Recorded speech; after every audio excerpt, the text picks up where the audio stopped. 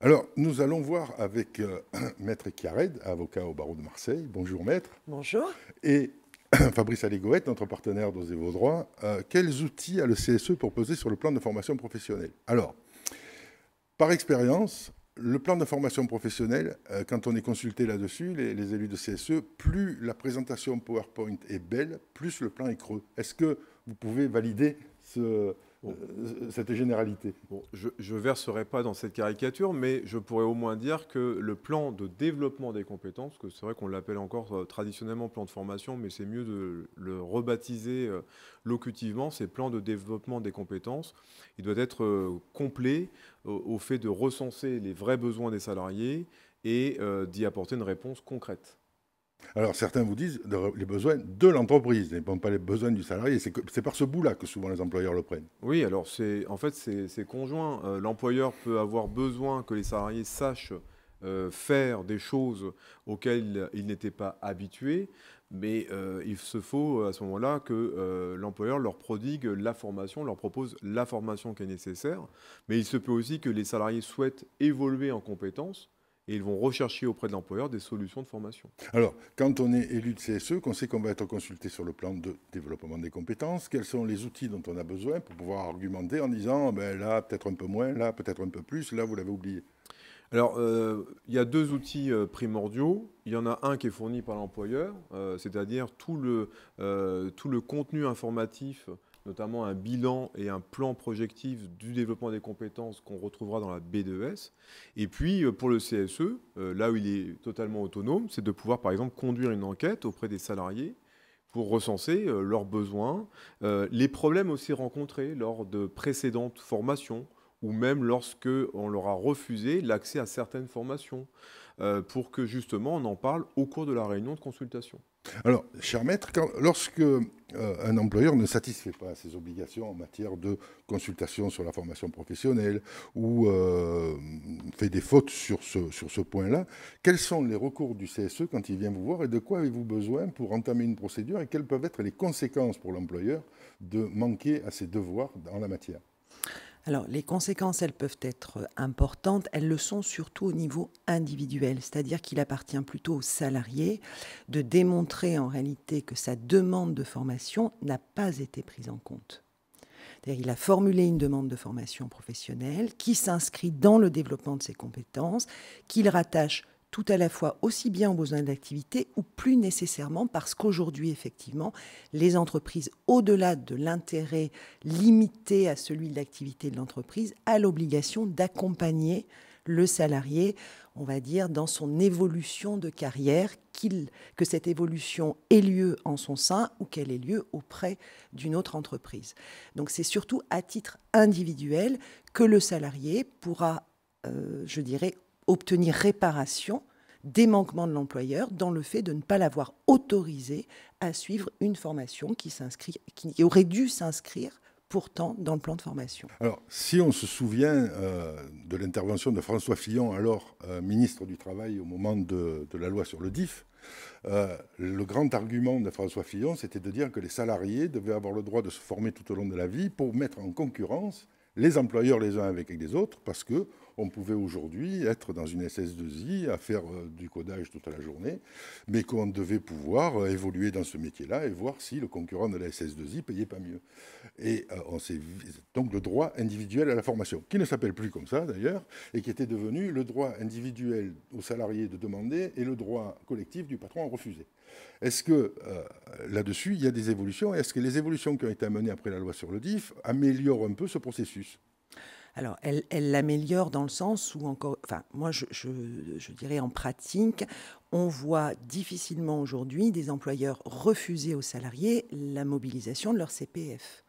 Ce n'est pas quelque chose qui est courant. Au contraire, les employeurs qui ne souhaitent pas effectivement inscrire dans leur plan de formation, c'est-à-dire sur les budgets de l'entreprise, des formations qu'ils estiment ne pas entrer dans le cadre des besoins de l'activité, invitent, moi c'est ce que je constate en tout cas en pratique, invitent les salariés à mobiliser leur droit à CPF et ne s'y opposent quasiment pas, sauf pour des nécessités, mais à ce moment-là, ils ne peuvent s'y opposer qu'une seule fois, c'est un report, mais l'employeur y est contraint désormais. Oui, il est contraint et souvent, il le propose hors temps de travail. Hors temps de travail. Sauf que hors temps de travail, un employé en formation étant en suspension du contrat de travail va donc ajouter au temps de travail son temps de formation, donc il va se retrouver à être payé en heures supplémentaires. Alors, pas nécessairement. Alors, pas nécessairement. Alors là, c'est vrai qu'il faudrait reprendre les dispositions précises, mais pas nécessairement à partir du... Enfin, puisque c'est le salarié qui souhaite poursuivre cette formation, l'employeur l'y autorise. Dans le cadre de son CPF, ça n'est pas pris en compte, en considération à titre d'heures supplémentaires. Ça n'est que lorsque c'est à la demande de l'employeur qu'à ce moment-là, ça génère des heures supplémentaires. Alors, on a échangé hier sur le CPF. Apparemment, il y a des problèmes pour avoir ces heures CPF en ce moment. Oui, parce qu'en fait, le compte personnel de formation, hein, pour ceux qui veulent savoir un peu ce qui se cache derrière cet acronyme CPF, compte personnel de formation, il est d'abord très peu mobilisable, bien qu'il soit disponible, pour plusieurs raisons. D'abord parce que beaucoup de salariés ignorent comment le mobiliser en réalité. Beaucoup n'ont pas installé par exemple l'application moncompteformation.fr sur leur téléphone, n'ont pas créé un compte sur le site internet moncompteformation.fr. On l'a vu avec tout ce qu'a clamé le gouvernement de rapatrier les heures de diff qui n'avaient pas été recensées dans les nouveaux comptes CPF. Deuxièmement, des organismes de formation ne proposent pas suffisamment de formation en ligne avec la façon d'obtenir un agrément CPF ou une habilitation, parce que le CPF avait, comme nous le dit d'ailleurs, dans l'esprit de former sur des durées très courtes les salariés. C'est de l'acquisition spontanée de savoir. Il ne s'agit pas d'acquérir un diplôme qui aurait nécessité 1610 heures de formation. Et aujourd'hui, la plupart des formations habilitées CPF sont des formations qui nécessitent des durées longues et donc des compléments de financement. Aujourd'hui, lorsqu'on mobilise le CPF, on le mobilise dans une enveloppe budgétaire plus large avec notamment une participation d'employeur, un reste à charge aux salariés, son CPF. Et donc, c'est très dissuasif pour des formations coup de poing, des formations court-termistes. Oui, parce que sinon, on entre dans un autre processus qui est le processus de la validation des acquis de l'expérience. Tout à fait. Mais alors ça, pour le coup, c'est autre chose. Donc ça, c'est totalement intégré par l'employeur et pris en charge par l'entreprise. C'est-à-dire c'est un processus de professionnalisation, absolument. C'est totalement distinct en réalité. Alors, est-ce qu'on doit prendre en compte, est-ce que le CSE, puisqu'on en est aux outils qu'a le CSE, est-ce qu'on doit prendre en compte ce volet qui est la VAE dans des propositions à faire à l'employeur pour le plan de formation professionnelle ou de développement des compétences? Alors, en fait, quand on monte un plan de développement des compétences, il faut se poser d'abord plusieurs questions. Quel est le besoin de compétences immédiat au vu de l'évolution du poste? De rappeler à ce titre que d'ailleurs l'employeur a une obligation d'adaptation permanente aux conditions de travail du salarié. Il ne peut pas lui demander une tâche dont il n'est pas assuré qu'il en soit compétent, premièrement. Deuxièmement, il y a des formations d'accompagnement qui vont de pair avec l'autonomisation. On l'a vu avec le télétravail, tout le monde n'avait pas appris à travailler en toute autonomie. Il y a des formations qui vont être en ligne avec la notion d'ascenseur social, la promotion, où on va avoir à développer un certain charisme de manager, par exemple, un niveau de responsabilité. Bon. Il y a des formations transversales qui méritent notamment d'être prodiguées pour pouvoir pluridisciplinariser le poste et être un peu plus polyvalent. Il y a des formations pour nourrir l'employabilité durable et faire en sorte que le salarié, effectivement, ait la possibilité de rebondir ailleurs sans être pris en tenaille dans une entreprise qui ne l'a pas formé à pouvoir travailler justement ailleurs, y compris dans des métiers connexes. Bon.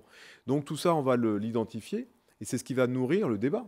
C'est ce qui va faire que l'employeur sera saisi du CSE sur les formations nécessiteuses, les formations impérieuses sur le plan, par exemple, des socles des connaissances et les formations de développement professionnel et personnel. Et là-dessus, on intègre que X salariés peuvent prétendre à une validation des acquis de l'expérience. Exactement.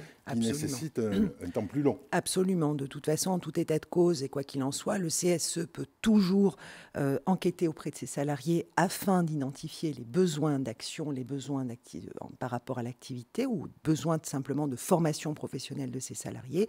Et il peut les répercuter auprès de l'employeur, que ce soit sous la forme de propositions de formalisation de ses besoins, sous la forme de validation des acquis de l'expérience, de complément d'information ou de tout autre module professionnalisant si on peut l'appeler ainsi. Oui, parce qu'on peut avoir un salarié qui a 15 ou 20 ans d'expérience et l'entreprise décide, dans les schémas qui sont les siens, d'employer à certains postes des gens qui ont un diplôme que celui-ci n'a pas, même s'il en a le niveau.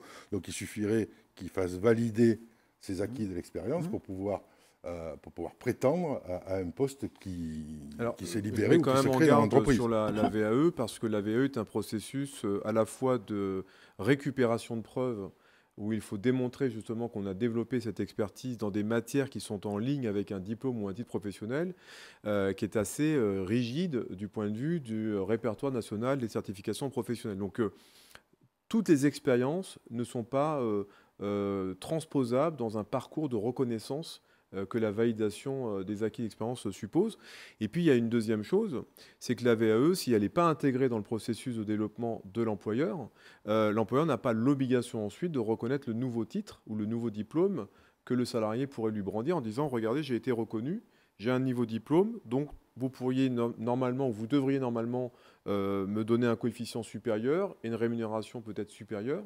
L'employeur n'en aurait pas l'obligation. Donc, si la VAE est intégré effectivement dans un dispositif où l'employeur a pris en compte qu'à la fin, ma nouvelle qualification aura des répercussions sur mon contrat de travail. Ou peut m'ouvrir le droit à un poste qui se crée ou qui se libère. Par exemple. Tout à fait. Hein, mais il faut quand même qu'il y ait une conséquence heureuse à la fin, parce que c'est un énorme effort. Hein. Une VAE, ça peut prendre 1 an, voire 2 ans. C'est un énorme effort. On le fait souvent dans des périodes d'entre-deux, entre travailler, pas travailler, etc. Il faut parfois mobiliser aussi des périodes de stage pour valider une expertise particulière. Il faut préparer un oral devant un jury. Donc c'est quand même laborieux. Ne croyons pas que tout le monde peut entrer dans un processus VAE. Alors, il paraît que le processus pour faire la demande de VAE s'est bien assoupli l'année dernière ou il y a 2 ans, et que ne soyez plus rebutés comme ça l'a été, parce que moi j'avais demandé ce type de dossier, je l'ai reçu, quand j'ai vu ce que c'était, je l'ai refermé et je suis parti en courant, ce qui fait qu'on se dit que les OPCO font des économies avec la complexité des dossiers, mais il paraît que c'est bien allégé le dossier de demande de VAE. Bon, l'accès à la formation a été un peu démystifié, pour autant ça reste quand même un parcours du combattant dans certains cas. Hein. Eh bien, merci à tous les deux. Merci. Merci.